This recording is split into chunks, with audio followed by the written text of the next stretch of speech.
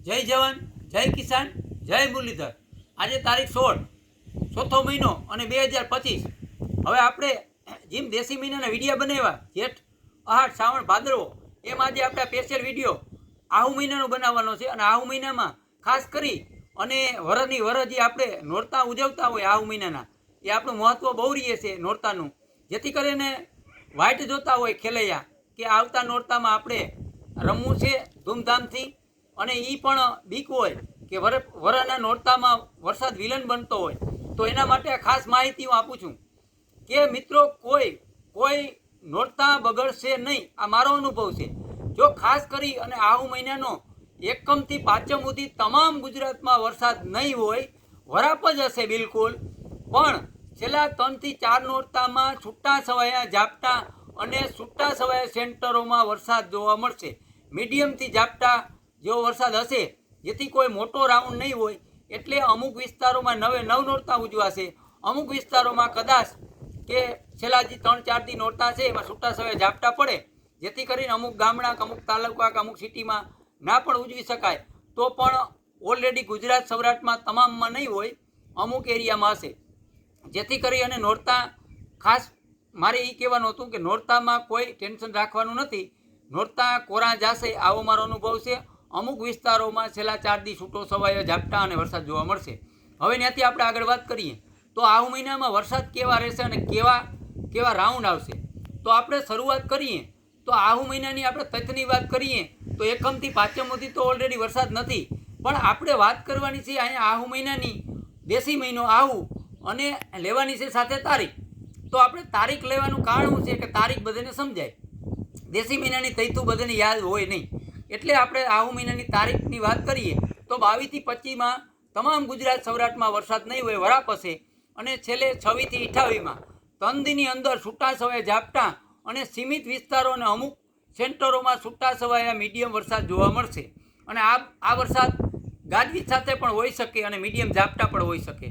પણ ત્યાંથી પછી વાત કરીએ તો આસુ મહિનાની 29 થી 30 તારીખ, આસુ મહિનાની 29-30 તારીખમાં તમામ ગુજરાતમાં સારો રાઉન્ડ જોવા મળશે અને છૂટો છવાયો ગાજવીજ સાથે વરસાદ જોવા મળશે।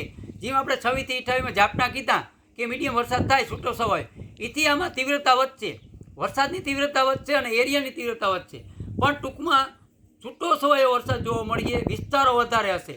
માની લ્યો કે આપણે અંદાજ કહીએ તો 60-40 દક્ષિણ ગુજરાતના અને સૌરાષ્ટ્રના તમામ વિસ્તારોમાં નહીં હોય, અમુક વિસ્તારો રહી જાય, પણ સારો જ્યાં હશે ત્યાં તીવ્રતા વરસાદમાં હશે। પછી ત્યાંથી આપણે વાત કરીએ તો 1 થી 4માં તમામ ગુજરાતમાં વરસાદ જોવા મળશે આહુ મહિનામાં, તમામ ગુજરાતમાં। અને આમ જોઈએ તો એમાં પણ ઉનાથી તીવ્રતા વધતી જાય। આપણે જે તારીખો આપી તારીખો આમાં 1 થી 4માં 29 થી 30માં છે, એથી તીવ્રતા 1 થી 4માં વધી જાય, વિસ્તારો પણ વધી જશે। પછી ત્યાંથી આપણે આગળ જઈએ તો 5 થી 9માં તમામ ગુજરાત સૌરાષ્ટ્રની અંદર સાર્વત્રિક રાઉન્ડ જોવા મળશે અને સારો રાઉન્ડ જોવા મળશે, વરસાદની તીવ્રતા વધારે હશે અને વિસ્તારો તમામ આવી જશે। કોઈ ભાગી જોગી અમુક સેન્ટર રહી જાય તો અફારૂપ હશે, બાકી તમામ વિસ્તારોમાં સાર્વત્રિક રાઉન્ડ જોવા મળશે તમામ ગુજરાતમાં। અને આમ જોઈએ તો આ રાઉન્ડ છે એ ક્યાંક ને ક્યાંક આપણે ખેડૂતને નુકસાની પણ નો સામનો કરવો પડે। અને પછી આપણે વાત કરીએ તો આહુ મહિનાની લાસ્ટ તારીખ 10 થી 12માં વરસાદ અને વિસ્તારો ઘટતા જશે અને મીડિયમ છૂટો છવાયો 2 દી વરસાદ જોવા મળશે।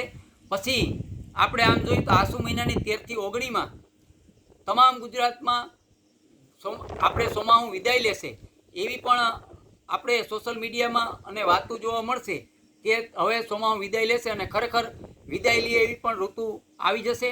અહીંયા 13 થી 19માં તમામ ગુજરાતમાં વિદાય ચોમાસું લેશે આવો મારો અનુભવ છે, અને એ ત્યારે તમને પણ સોશિયલ મીડિયામાં જાણકારી મળી જશે। અને આ રીતે જે મિત્રો તારીખો આપી એ પરફેક્ટ તારીખોમાં જ વરસાદ જોવા મળશે। અને અગાઉ આપણે જેમ કીધું એમ કે દનિયા પૂરા થાય પછી આપણે ઇંગ્લિશ મહિનાની જૂન, જુલાઈ અને કયા મહિનામાં કેટલા ઇંચ વરસાદ અને કેવો આખા ચોમાસામાં વરસાદ અને વરસતા ઓલરેડી મેં તમને કીધું કે આપણે દક્ષિણ ગુજરાત ને સૌરાષ્ટ્રને બીવાર નથી, બારાની વરસ છે, 100%ની વાત છે, એમાં કોઈ નો ટેન્શન લેવાની વાત જ નથી, બારાની થશે। અને જેને અત્યારે ડિજિટલની દુનિયા છે, પાણી હોય અને પાણી અહાટ મહિનામાં આપણે કહીએ દેશી મહિનામાં તો અહાટ, અને અથવા ઇંગ્લિશ મહિનો કહીએ તો જુલાઈમાં પાણી થઈ જવાનું છે તમામ દક્ષિણ ગુજરાત ને સૌરાષ્ટ્રમાં, એટલે કોઈ ટેન્શન લેવાની વાત નથી। પાણી અને અત્યારે આપણે મહેનત કરીએ તો 12 આનીમાંથી 16 આની વરસ પણ થઈ શકે છે. એટલે વરસ ઓલરેડી આપણે સારું છે. આવનારા જે વરસ છે એથી વરસાદ ઓછા હશે, પણ આમ મજા આવશે તમને. આ વરસની અંદર મજા આવશે, કામ કરવાની મજા આવશે ને મહેનત કરવાની મજા આવશે, અને મારી દ્રષ્ટિએ કદાચ ઉત્પાદન સારું પણ મળી શકે. એટલે આ તો આપણે આહુ મહિનાનો વરસાદ, અને આહુ મહિનાના વરસાદ પૂરા થાય તે પછી કારતક મહિનામાં માવઠા રૂપે પણ સંજોગ બંધાય એવી આપણી આગળ માહિતી છે, પણ એ આપણે પછી વાતો કરશું. અત્યારે આપણે સોમાહારની વાત અહીં પૂરી કરી, અને એક છેલ્લે લાસ્ટમાં એક સલાહ મિત્રો એ આપી દઉં કે ગમે એ આગાહી કરો, બધા આગાહી કરો સાચા અને સારા જ હોય, બધાની જોવાની અલગ અલગ રીતું હોય, પણ કોઈ વાવેતર કોઈ આગાહીકારના હિસાબે ફેરવવું નહીં. આપણે જે નક્કી કરેલું હોય ને આપણા પરિવાર નક્કી કરેલું હોય એ જ વાવેતર કરજો. કારણ કે આપણે ક્યાંક ને ક્યાંક આપણે પણ ખબર છે કે ઈશ્વર જે ધારે એ જ થતું હોય, વરહારે જે લેણા દેવી હોય ને માગણી હોય એટલું જ મળતું હોય. કારણ કે કુદરતે આપણે કહીએ છીએ કે ભાઈ કૃષ્ણએ આપણે કીધેલું છે કે કર્મ કર્યા જાઓ, ફળની ચિંતા ના કરો, ફળ દેવાવાળો એ છે. આપણે કર્મ કરવી અને કર્મ કરવા અને મહેનત કરવી એ આપણી ફરજમાં છે. બાકી જે આપણા ભાગ્યમાં હશે એ આપણે મળવાનું જ છે, અને જેવી વરહારે માગણી હશે એ જ મળશે. એટલે મહેનત કરવી જરૂરી છે, વાવેતર કરવું જરૂરી છે, પણ આ જે તારીખો આપી એ ક્યાંક ને ક્યાંક તમને ફાયદો થાય એવી હું દિલથી આશા રાખું છું.